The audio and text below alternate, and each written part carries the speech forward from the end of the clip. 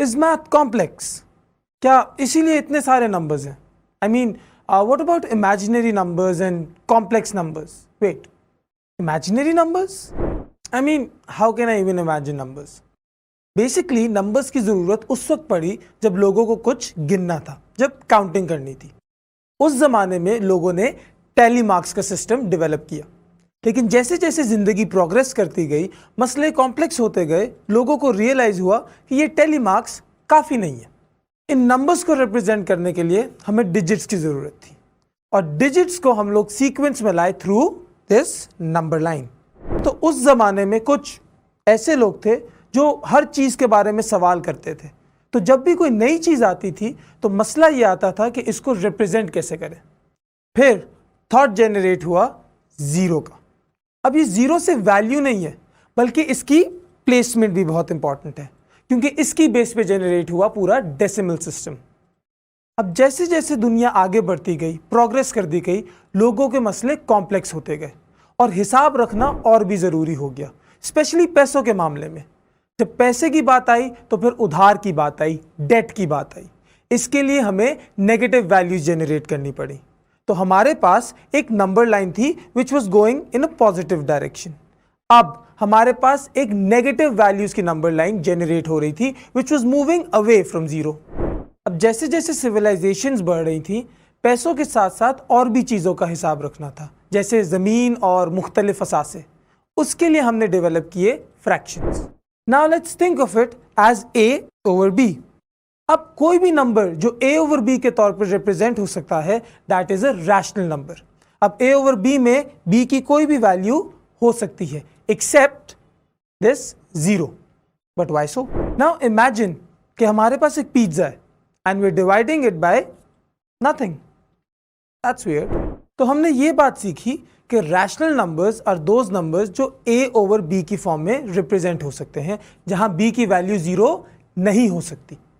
ये एक traditional definition है। इसकी एक एग्जांपल 5 ओवर 2। लेकिन अगर आप सोचें तो 5 ओवर 2 को 2.5 के तौर पे भी लिखा जा सकता है। अब सिचुएशन ये है कि ये 2.5 एंड 5 ओवर 2 बराबर वैल्यूज हैं, but this 2.5 is a decimal form. तो इसका मतलब यह हुआ कि हर रेसिप्रोकल नंबर डेसिमल फॉर्म में लिखा जा सकता है। अब सारे रैशनल नंबर्स डेसिमल फॉर्म में तो रिप्रेजेंट हो सकते हैं, बट क्या सारे डेसिमल नंबर्स रैशनल फॉर्म में रिप्रेजेंट हो सकते हैं? Are these the same thing और डिफरेंट? अब डेसिमल फॉर्म्स की दो टाइप्स होती हैं। We have terminal and we have non terminal. अब टर्मिनल डेसिमल्स वो होते हैं जिनकी कोई डेफिनेट एंडिंग हो, जैसे 1.67, 3.42, 2.58। बेसिकली वो वैल्यूज जो खत्म हो रही हो, और इसके मल्टीपल और एग्जाम्पल्स हैं। इसके अलावा we have the non terminal values, जो बेसिकली ये वैल्यूज की डेफिनेट एंडिंग नहीं होती, ये इंडेफिनेटली कंटिन्यू होते रहते हैं और हमें इसके लिए अप्रोक्सीमेशन की जरूरत। नॉन टर्मिनल डेसिमल्स की फर्दर दो टाइप्स हैं। We have recurring values and non recurring values. अब सिचुएशन ये है कि रिकरिंग वैल्यूज वो होती हैं जिसमें आपकी डेसिमल पॉइंट्स रिपीट करते रहते हैं। For example 1.66666 and so on, जो कि इनडेफिनेटली रिपीट कर रहे हैं।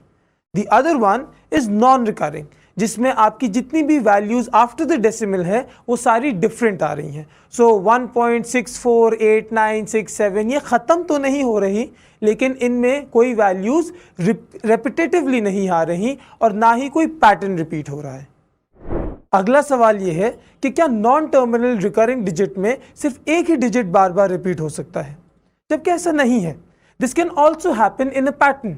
फॉर एग्जाम्पल वी हैव 1.46464646 और ये 46 कंटिन्यू होता रहता है।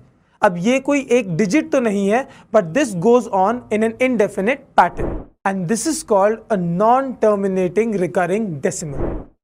अब क्या ये बात जरूरी है कि ये रिकरिंग नंबर्स या ये रिकरिंग पैटर्न डेसिमल के फौरन बाद शुरू हो जाए? नहीं।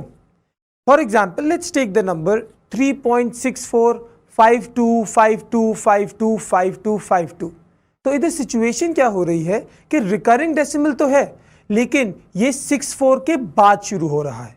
ये इंपॉर्टेंट इसीलिए है क्योंकि कभी कभार हम ये अज्यूम कर लेते हैं कि ये पैटर्न अगर जल्दी डेवलप नहीं हुआ तो हमारा नंबर इरैशनल है, क्योंकि कैलकुलेटर के ऊपर हमारे पास फाइनाइट स्पेस होती है। बट एक्चुअली एट टाइम्स आपकी जो रिकरेंस है that takes place after a certain value of decimal places. अब हमारे पास non terminal non recurring decimals बचते हैं जिनका बेसिकली कोई पैटर्न डेवलप नहीं होता। So let's pick any number 3.648938। So इसमें सिचुएशन ये है कि कोई पैटर्न डेवलप नहीं हो रहा, so the decimals are non recurring, और क्योंकि इनका एंड नहीं है these are non terminal as well. जैसे जैसे मैथ डेवलप हुई वैसे वैसे आइडियाज़ नए जनरेट होते गए। तो हमारे पास कुछ मैथमेटिशियंस आए जैसे पाइथागोरस यूक्लिड और Musa al Khwarizmi. Now let's take a right angle triangle. इसमें इसका परपेंडिकुलर भी इज ऑफ 1 और इसकी बेस भी इज ऑफ वैल्यू 1। अब जब हम हाइपोटेनस जनरेट करेंगे so the value will be √2। अब क्या ये एक्यूरेट वैल्यू है? सो लेट्स से हम ये ट्राइंगल लेते हैं और इस नंबर लाइन पे प्लेस करते हैं। जब ये चीज हम √3 के साथ करेंगे तो एक सिमिलर रिजल्ट जनरेट होगा। We will have 1.732050 and so on, और ये वैल्यू भी ऐसे ही without any pattern without any end चलती रहेगी। तो √3 will also give us an irrational number, और ये चीज आप √5, √6, √7, √8 इन सब वैल्यूज के साथ एक्सपेरिमेंट कर सकते हैं। But when you go on to √9 हमारे पास जो वैल्यू आएगी that will be an accurate 3। अब इस वैल्यू का एंड है बेसिकली लेट्स से इट्स 3.0। तो इसमें सिचुएशन ये है कि √9 is actually a perfect square.